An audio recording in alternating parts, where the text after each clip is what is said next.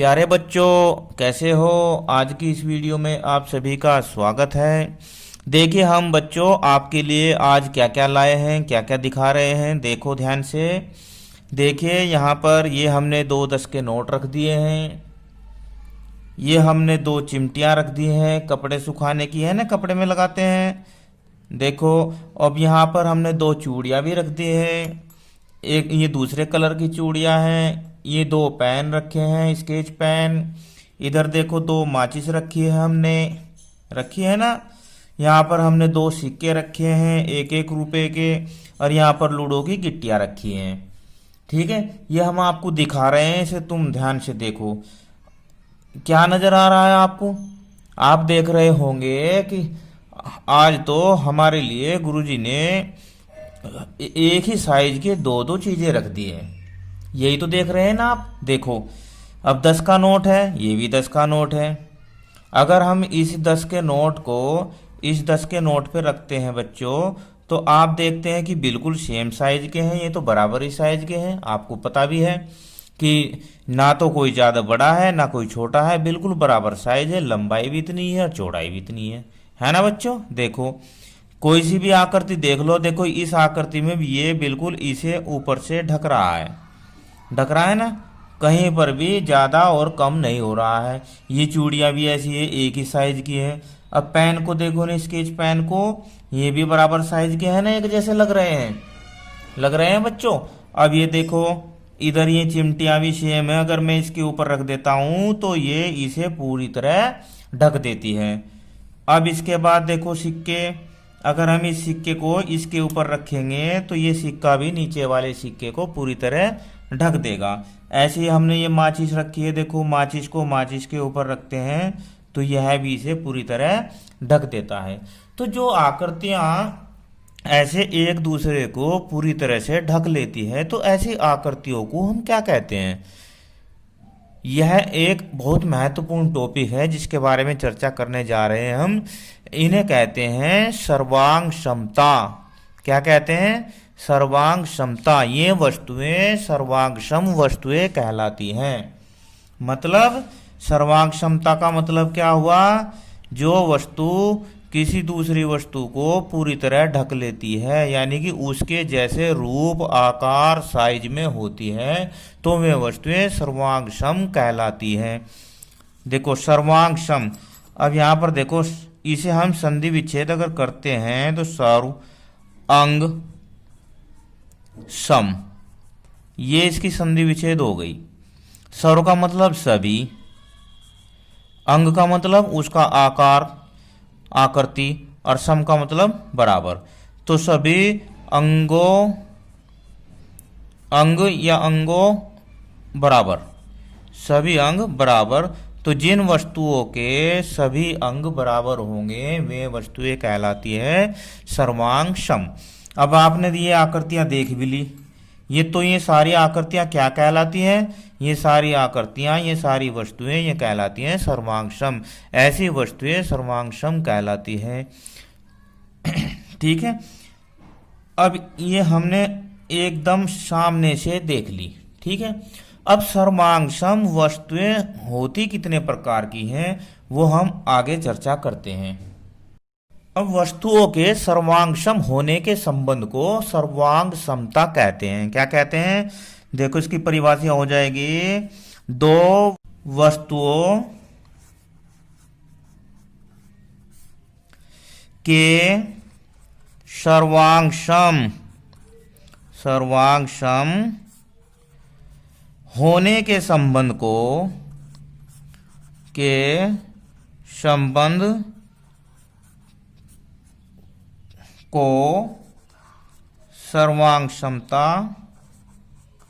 सर्वांग समता कहते हैं।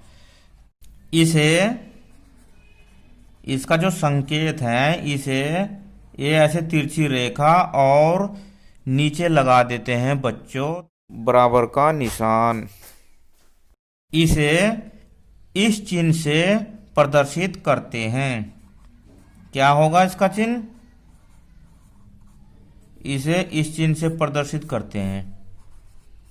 सर्वांग सम का जो चिन्ह होता है वो कौन सा होता है बच्चों? ये वाला होता है। अब ये कितने प्रकार की होती है, अब आइए देखते हैं। देखिए नंबर 1, तल आकृतियों की सर्वांग समता। तल आकृतियां, जो ऐसी आकृतियां होती हैं जो बिछ जाती है उन्हें तल आकृति, जिनमें तल होता है। ठीक है, अब देखिए ये एक आकृति ली है हमने F1 और दूसरी F2। तो इन आकृतियों को हम देखते हैं कि सेम है या नहीं है। तो सेम का पता कैसे लगेगा बच्चों? सेम का पता लगेगा जब हम इसी प्रकार की आकृतियों को कटिंग करके इनके ऊपर रखेंगे। ये लो, ये तो बराबर है। देखो अब हम इसके ऊपर रख देते हैं। तो अब आप ये देख रहे होंगे कि नीचे वाली आकृति नजर आ रही है या नहीं? बिल्कुल नहीं आ रही। तो ऊपर वाली आकृति ने इसे पूरी तरह से नीचे वाली आकृति को ढक लिया है, और जब इसे इसने ढक लिया है तो इसका मतलब क्या होगा कि आकृति F1 F2 के समान है। समान है ना? और जब ये इसके समान है या सर्वांग सम है, क्या है? सर्वांग सम है। तो अब हम क्या लिखेंगे? चिन्ह क्या बताया था हमने अभी आपको? F1 आकृति ऐसे कैसे बना देना है? ऐसे बना देना है, और इसके नीचे 2 बराबर के निशान लगाने हैं। बराबर वाला निशान लगाना है F2। तो हम लिखेंगे कि F1 आकृति F2 के सर्वांग सम है। अब देखो दूसरी आकृति हमने ये एक रेक्टेंगल ले लिए, आयत ले लिए। ठीक है, अब इन आयत को भी देखते हैं ऐसे ही। इनका नाम हमने क्या दिया है? F3 F4। तो देखो रखो, ऐसे इन्हें रख लिया, यही बराबर है। अब इसके ऊपर रख के देखते हैं। अब देख लेते हैं ये सर्वांग सम है या नहीं है। देखो नीचे वाली आकृति बिल्कुल हमें नजर नहीं आ रही है, इसका मतलब ऊपर वाली आकृति ने इसे पूरा पूरा ढक लिया है। तो यहां पर भी हम लिख देंगे F3 सर्वांग सम है किसके? F4 के। तो ये होती है तल वाली आकृतियों की सर्वांग समता। अब नंबर 2 हम सीखेंगे रेखाखंडों में सर्वांग समता। नंबर 2, रेखाखंडों में सर्वांग समता। रेखाखंडों में, अब रेखाखंड किसे कहते हैं? जैसे मान लो ये एक रेखा है, तो इसका कोई भाग ले लिया, कोई भी भाग ले लिया, तो उसे हम बोलते हैं रेखाखंड। यानी कि रेखा का खंड ले लिया, रेखा का टुकड़ा हमने ले लिया। अब रेखा को तो ऐसे प्रदर्शित करते हैं, रेखाखंड को ऐसे प्रदर्शित करते हैं। ठीक है, अब देखो हमारे पास रेखाखंड AB, CD, PQ और RS, हमने 4 रेखाखंड बना लिए। अब 4 रेखाखंड बना लिए। देखो एक तो तरीका है कि इनकी हम लंबाइयां माप लें। कितनी लंबाइयां माप लें? इनकी लंबाइयां माप लें। ठीक है, अब हमने क्या किया, इन्हीं के आकार के ये हमने गत्ते के टुकड़े काट लिए हैं, और इतनी ही लंबाई के, तो हम इसे मान लेते हैं AB और इसे मान लेते हैं CD। ठीक है, तो जब हम इसके ऊपर इसे रखते हैं तो यह इसे पूरी तरह ढक लेता है। क्या कर लेता है? पूरी तरह ढक लेता है। इसका मतलब क्या हुआ? देखो ध्यान से, इसका मतलब होगा कि C A के ऊपर है, C किसके ऊपर है? A पर, और ये D B पर है। ये होगा ना, C A पर आ जाएगा और D B पर आ जाएगा जब हम इसे ढकेंगे। तो हम कह सकते हैं कि दोनों रेखाखंड सर्वांग सम है। क्या कहेंगे हम? AB जो रेखाखंड है वो क्या है? सर्वांग सम है CD के। अब एक इधर बना लिया हमने PQ और RS, इनके भी हमने इन्हीं की लंबाई के 2 रेखाखंड ये बना लिए। तो अगर इनमें भी ऐसे ही देखते हैं हम, तो क्या होगा, जब हम इसे ऊपर से ढकेंगे तो ये पूरी तरह ढक जाएगा। तो इसका मतलब P के ऊपर R पहुंच जाएगा। पहुंच जाएगा ना, और Q के ऊपर S पहुंच जाएगा। ठीक है, तो अब ये हो जाएगा पी क्यू जो रेखाखंड है वो सर्वांग सम है आर एस के। अब ये तो हो गई इनकी माप के आधार पर। अगर हम इस रेखाखंड को और इस रेखाखंड को आपसे पूछते हैं कि भाई ये बताइए कि सी डी और पी क्यू ये जो दो रेखाखंड हैं सर्वांग सम है या नहीं है, तो देखो ये तो हो गया पी क्यू और ये हो गया सी डी। तो जब हम इसे इसके ऊपर रखेंगे तो ये इसे पूरी तरह नहीं ढकेगा, क्योंकि आधा इधर निकल गया इधर भी निकल गया, तो इसका मतलब ये इसकी लंबाई के बराबर नहीं है। तो हम इस कंडीशन में लिख देंगे कि सी डी रेखाखंड जो है पी क्यू के सर्वांग सम नहीं है। क्या लिखेंगे हम, ये इसके सर्वांग सम नहीं है। तो अब रेखाखंडों में क्या होता है, रेखाखंडों में सर्वांग समता का जो प्रतिबंध है वो ये है, यदि दो रेखाखंडों की लंबाई समान है तो वे सर्वांग सम होते हैं। यदि दो रेखाखंड सर्वांग सम है तो उनकी लंबाइयां समान होती है। इसका मतलब ये हुआ कि हमें रेखाखंडों में सर्वांग समता अगर चेक करनी है तो सिर्फ और सिर्फ उनकी लंबाइयां ज्ञात करनी होगी। अगर लंबाइयां ज्ञात कर ली हमने और दोनों की लंबाई बराबर है, माप बराबर है, तो वे रेखाखंड सर्वांग सम है, नहीं तो नहीं है। आइए इसके बाद नंबर 3 पर आता है कोणों की सर्वांग समता। नंबर 3 कोणों की सर्वांग समता। अब कोणों की सर्वांग समता हम कैसे चेक करेंगे, जैसे अब मान लो ये हमने दो कोण बना लिए, ये दो कोण बना लिए हमने, ठीक है। कौन कौन से बना लिए, ए बी सी या सी बी ए कुछ भी लिख सकते हैं। ये कोण बना लिया हमने ए बी सी, और ये कोण बना लिया हमने पी क्यू आर, ठीक है।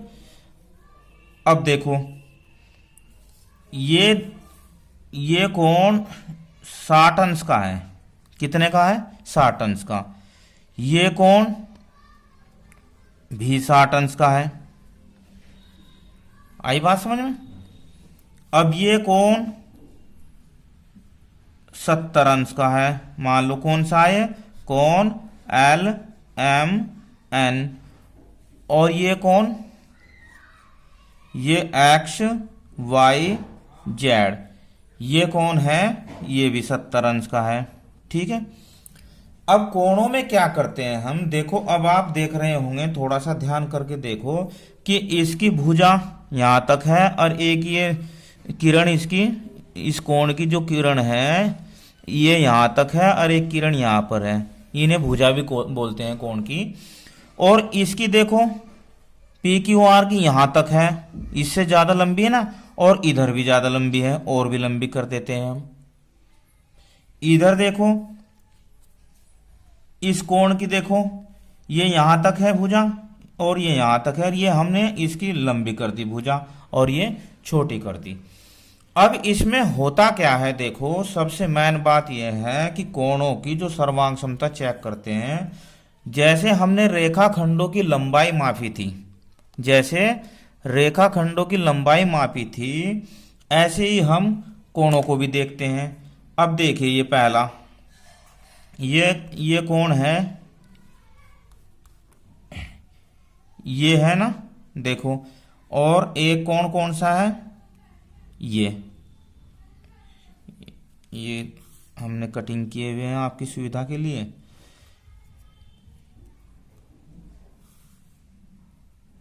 ये हो जाएगा।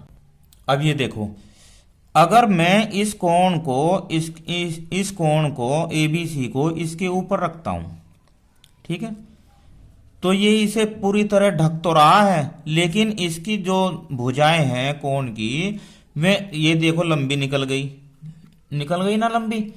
तो अब आप कहोगे कि सर ये तो इससे इसकी भुजा काफी लंबी निकल गई, ये तो सर्वांग सम नहीं है, ये तो इसे पूरी तरह ढक नहीं रहा ना। कोई बात नहीं, बस आपको एक बात ध्यान करनी है कि कोणों की सर्वांग समता में हमें सिर्फ कोण को मापना है, कोण की माप देखनी है।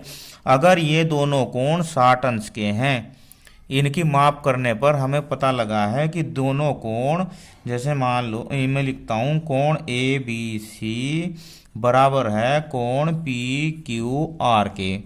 अगर इनकी माप बराबर है यानी कि 60 अंश और 60 अंश ही है दोनों की, तो ये कोण सर्वांगसम होंगे। क्या होंगे? ये दोनों कोण सर्वांगसम होंगे। इसीलिए आपको ध्यान रखना है कि कोणों में भी सिर्फ उनकी माप को ध्यान रखना है हमें, और कुछ हमें ध्यान नहीं रखना। ठीक है, जैसे हमने रेखाखंडों में उनकी लंबाई नापी थी, ऐसे ही कोण अगर बराबर माप के हैं दोनों, तो दोनों कोण सर्वांगसम होंगे, नहीं तो नहीं होंगे। अब ऐसे ये एल एम एन ये भी सर्वांगसम होगा कोण एक्स वाई जेड के। ठीक है, इसके बाद देखिए त्रिभुजों में सर्वांग समता। त्रिभुजों में सर्वांग समता। अब देखो, त्रिभुज से पहले हमने रेखाखंड देख लिए, कोण देख लिए। अब त्रिभुज में भी रेखाखंड भी होते हैं और कोण भी होते हैं। देखो, 3 तो कोण होते हैं त्रिभुज में, 3 कोण होते हैं त्रिभुज में, और 3 ही रेखाखंड होते हैं। देखो, 3 ही रेखाखंड होते हैं, और हमने दोनों की सर्वांग क्षमता पहले देख लिए। तो अगर हम ये कहते हैं आपसे कि ये दोनों त्रिभुज सर्वांग सम है, तो क्या होना चाहिए? इनकी भुजाएं भी समान होनी चाहिए, इनके शीर्ष के ऊपर शीर्ष आना चाहिए। तो देखिए, सबसे पहले हम इनके आकार की हमने ये 2 त्रिभुजें काट ली। अब हम इन्हें एक दूसरे के ऊपर ढक देते हैं। तो जब हम ढकते हैं तो ये इन्हें पूरी तरह ढक लेती है। तो इस प्रकार हम कह सकते हैं कि त्रिभुज ए बी सी सर्वांगसम है त्रिभुज पी क्यू आर। अब ये तो हमने लिख दिया कि ये A B C P Q R के सर्वांगसम है, पर जब हम देखते हैं, जब हम इन्हें ढकते हैं, देखो ढकने के बाद हम देखते हैं ऊपर क्या है, ए। अगर इससे मैं इसे ढकता हूं तो ऊपर क्या है, ए, और नीचे क्या होगा, फिर पी होगा। नीचे क्या होगा, पी। ए के नीचे पी होगा, बी के नीचे क्यू होगा, और सी के नीचे आर होगा या नहीं होगा? देखो, और इसी प्रकार ए बी के अनुदिश पी क्यू होगी।